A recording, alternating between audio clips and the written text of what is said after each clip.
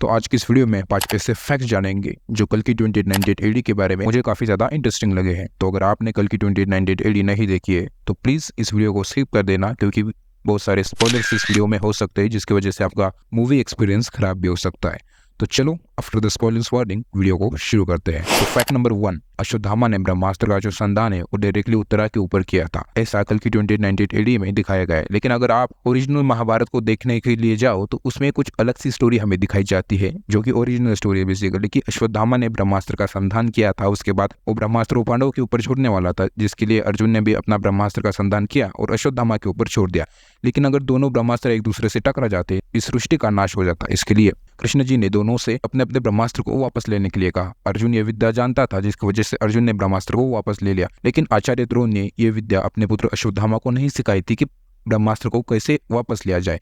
तो जब अश्वत्थामा इस चीज को जान लेता है कि अब मैं ब्रह्मास्त्र को वापस नहीं ले सकता हूँ, तो वो बजाय इसके कि उस ब्रह्मास्त्र को वापस ले, उसे उत्तरा के ऊपर छोड़ देता है, जिसकी वजह से पूरे के पूरे पांडवों के वंश का नाश हो जाना था। लेकिन श्री कृष्ण जी उस ब्रह्मास्त्र के जो प्रभाव था उसे कम कर देते, जिसकी वजह से जो उत्तरा का और अभिमन्यु का पुत्र था उसकी जान बच जाती है। लेकिन एक अनबॉर्न चाइल्ड के ऊपर ब्रह्मास्त्र का संधान करने की वजह से कृष्ण जी ने अश्वत्थामा को एक श्राप दिया है, जिसकी वजह से अश्वत्थामा कलयुग के अंत तक जिएगा और अंत में जाकर कली का नाश करेगा। कली के नाश में कल्कि की मदद करेगा। उस समय तक वो सड़ता रहेगा, उसके घाव कभी मिटेंगे नहीं, और उसके बाद उससे मनी भी ले लिया था। लेकिन ये स्टोरी आपको कल्कि में नहीं दिखाई है। बजाय इसके अश्वत्थामा डायरेक्टली अटैक कर देता है उत्तरा के ऊपर ब्रह्मास्त्र का। तो एक काफी ज्यादा इंटरेस्टिंग फैक्ट लगा, क्योंकि ये एक्चुअली एक चीज सेटअप कर देता है कि ये जो कहानी कल्कि की घड़ रही है ये किसी और यूनिवर्स में भी घड़ सकती है, क्योंकि हमारे यूनिवर्स में जो घड़ा था वो मैंने आपको बताया है। उसके बाद फैक्ट नंबर 2 के ऊपर आते हैं कर्ण का रीइंकार्नेशन। अब रीइंकार्नेशन यानी पुनर्जन्म। अगर आप महाभारत की स्टोरी को थोड़ा बहुत भी जानते हो या फिर उसे फॉलो किया है तो आपको ये जरूर पता होगा कि अर्जुन के अंजनी अस्त्र का उपयोग करने की वजह से कर्ण का जो सर था वो धड़ से अलग हो चुका था और कर्ण मर चुका था। अब ये जब सारी चीजें हो जाती है तो इसका कोई सेंस नहीं बनता है कि कर्ण को आप मतलब फ्यूचर में दिखाए। लेकिन फिर वे नागार्जुन ने अपने क्रिएटिव लिबर्टी लेकर एक फिक्शनल स्टोरी को मॉडिफाई किया है।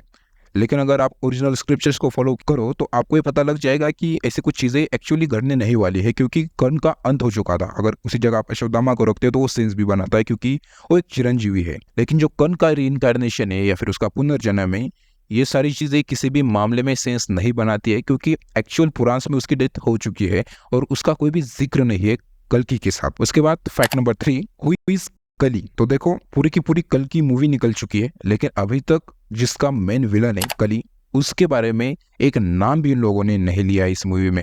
कल्कि का बस एक बार नाम लिया था, वो भी श्री कृष्ण जी ने लिया था, वो भी स्टार्टिंग सीन में महाभारत के। लेकिन कली का नाम पूरी की पूरी कल की मूवी में कहीं पे भी नहीं है।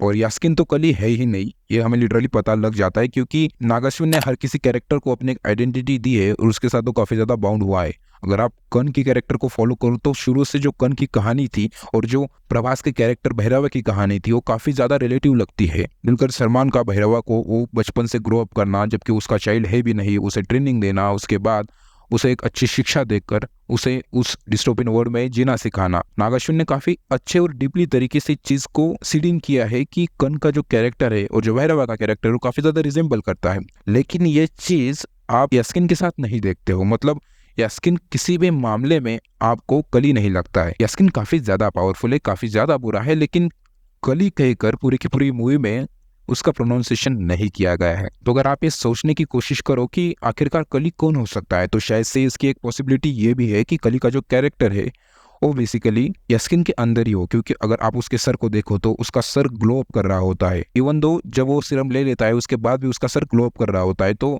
यह हो सकता है कि कली उसके अंदर हो और वो बाहर निकलने की कोशिश कर रहा हो, क्योंकि कली को एक अच्छी और फिट बॉडी चाहिए ताकि वो बुराई को अच्छी तरीके से फैला सके। यही इस स्टोरी को कंटिन्यू भी करता है कि इसी चीज की वजह से यास्किन को शायद से वो सिरम चाहिए होता है, क्योंकि वो कली को बाहर नहीं निकलना देना चाहता और अपने अंदर रखना चाहता है, क्योंकि अल्टीमेटली कली जिसके अंदर होगा उसके अंदर बुराई की काफी ज्यादा पावर होगी और उस पावर को लूज नहीं करना चाहता था। और अगर आप इसी चीज के साथ और एक फैक्ट जोड़कर देखो कि अगर एक सिरम की एक बूंद की वजह से अगर यास्किन के अंदर इतनी ज्यादा पावर आ चुकी हो, अपनी बॉडी को उतना ज्यादा इन्हांस कर लिया उसने, तो सोचो जिस बच्चे के अंदर वो पूरा का पूरा सीरम या फिर जिसकी वजह से जिस सीरम की वजह से वो बच्चा बनने वाला है, वो बच्चा कितना ज्यादा पावरफुल रहा होगा या फिर होने वाला होगा। उसके बाद फैक्ट नंबर 4 के ऊपर बात करते हैं कि जो अश्वत्थामा का मणि था, अगर आप ओरिजिनल महाभारत के स्क्रिप्चर्स को फॉलो करो तो आपको ये पता लग जाएगा कि श्री कृष्ण जी ने उससे वो मणि डायरेक्टली छीन लिया था। अगर आप कल की 2898 एडी को देखो तो उसके अंदर वो जो मणि था वो अश्वत्थामा के पास ऑलरेडी था। तो यह हो कैसे सकता है?